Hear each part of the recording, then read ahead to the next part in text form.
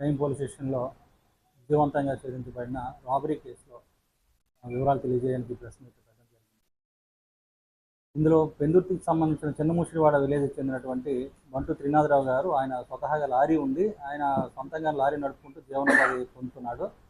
ఆయన మొన్న 31వ తేదీ ఉదయం అనకాపల్లి కోడూరు గ్రామంకి వెళ్ళి అక్కడి నుంచి అన్లోడ్ చేసుకుని రాత్రి 8 గంటలకు తిరిగి వచ్చి రాంపురం దగ్గరికి వచ్చేసరికి ఆయిల్ అయిపోయింది. డీజిల్ అయిపోగా ఆ డీజిల్ కోసం అని చెప్పి క్యాన్లు పట్టుకొని దగ్గరలో ఉన్న పెట్రోల్ బంక్ వెళ్ళే టైంలో రాంపురం వైపుగా ఒక ఇద్దరు ఆటో మీద వచ్చి ఆ రాత్రి డబ్బులు అడిగారు ఆయన్ని.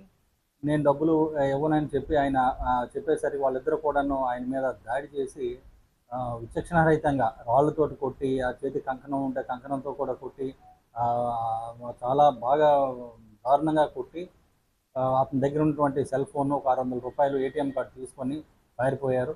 దీనిపైన మనకి రిపోర్టు రావడం జరిగింది.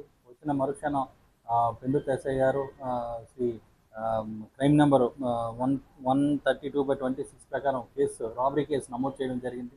దీనిపైన మన విశాఖపట్నం కమిషనర్ గారు ఆదేశాల మేరకు క్రైమ్ డీసీపీ గారు, ఇన్ఛార్జ్ క్రైమ్ ఏసీపీ గారి ఆధ్వర్యంలో మన పెందుర్తి క్రైమ్ ఎస్ఐ గారు ఒక టీంని ఫామ్ చేసి ఇమ్మీడియట్గా ఆ టీమ్స్ చాలా చాకచక్యంగా పారిపోయినటువంటి ఇద్దరిని కూడాను, వాళ్ళిద్దరు కూడా వెలమల మోహన్ రావు ఈయన గోపాలపట్నం, పొన్నాడ వెంకటేష్ ఈయనది శ్రీకాకుళం జిల్లా. వీళ్ళిద్దరు కూడాను వాళ్ళని వేరు ప్లేసుల్లోని ఇమ్మీడియట్గా క్యాచ్ చేసి గంటల్లోనే వాళ్ళని పట్టుకొని ఈరోజు వాళ్ళని రిమాండ్ పడడం జరుగుతుంది. వీళ్ళ దగ్గర పోయిన సెల్ ఫోను, అలాగే 300 రూపాయలు, ఏటీఎం కార్డు కూడాను ఇది వాళ్ళ దగ్గర నుంచి మనం స్వాధీనపరచుకోవడం జరిగింది.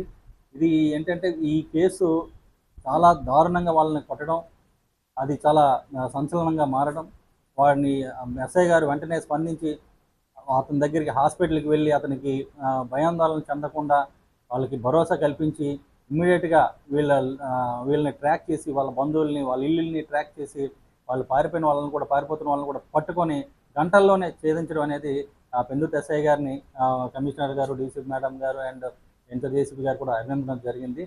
ఇలా ఇటువంటి పనులు యువత అనేది బాగా చదువుకొని చక్కగా మంచి మార్గాన్ని వెళ్ళి అందరికీ ఆదర్శంగా ఉండాలి తప్ప ఇటువంటి వ్యసనాలకి పాల్పడడం అనేది మంచిది కాదని చెప్పి నగర పోలీస్ కమిషనర్ గారు అందరికీ సూచించడం జరిగింది. Thank you.